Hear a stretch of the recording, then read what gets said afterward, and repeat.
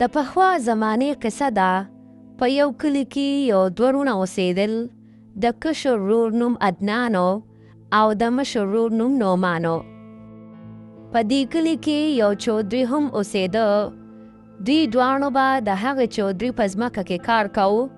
هغه به دوی له لږې شان پیسې ورکولې او دوی دواړو به په هغې باندې ژوند تېروو.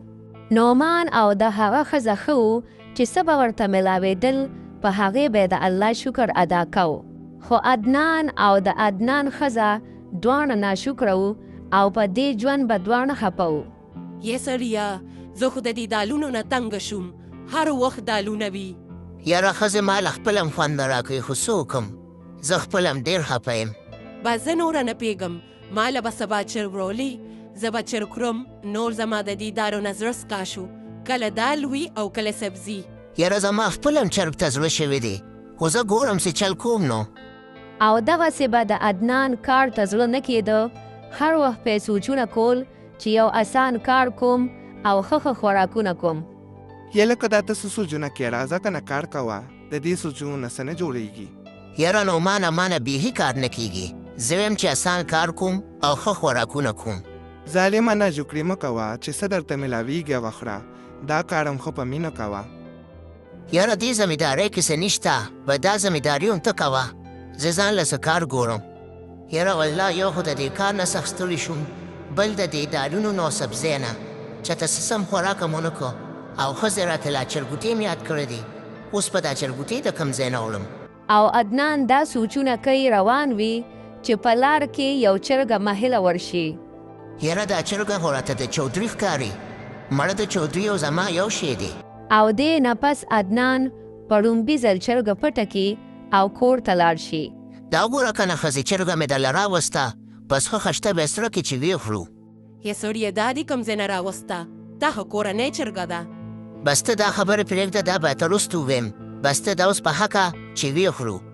او لږ ساعت پس دوی هغه چرګه پخه کړي او په خوشحالۍ یې وخوري. یاره ښځې ډېره موده پس مې چرګه وخوړه. او که نه سم خوند یې وکړه. او که نه. خو رښتیا دا دې راته ونه وایي چې دا چرګه دې کوم ځای نه راوړه؟ تا سره خو پیسې نه وي، په څه دې راوسته؟ ښځې هل درته ویم خو چاته ونه وی. دا چودري چرګې ساتلي دي، د هغې نه مې راپټه کړه. ها دا څه وی چرګه دې راپټه کړه؟ تا په ما د غلا چرګه وخوړه.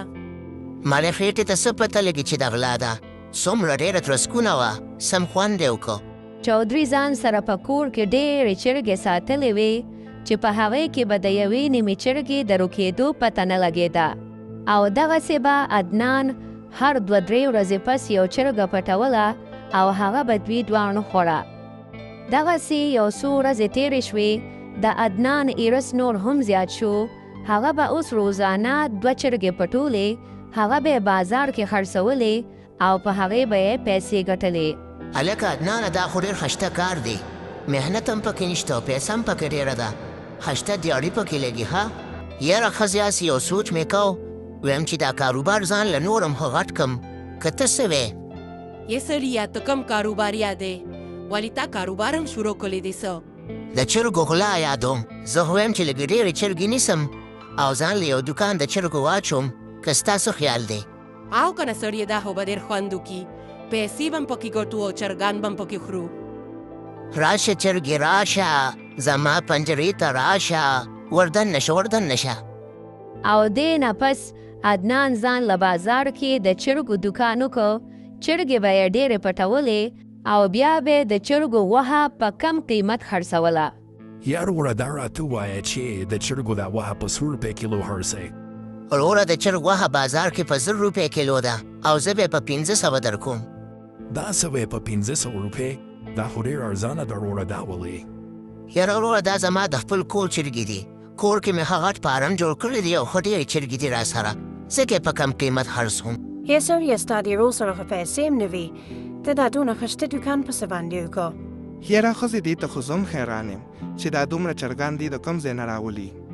او دغسې ورځې تېرېدې، خو اوس په کلي کې خلک ډېر پریشانه شو. یاره چودري صاحب مونږ ډېر پریشانه یو. زموږ نه چرګې پټېږي، پته نه لګي چې څوک پټوي. دا داسې وې زما چرګې مرورو کمیږي. ما هغوی که دا به چېرته څوک شو بیا به یې خوري.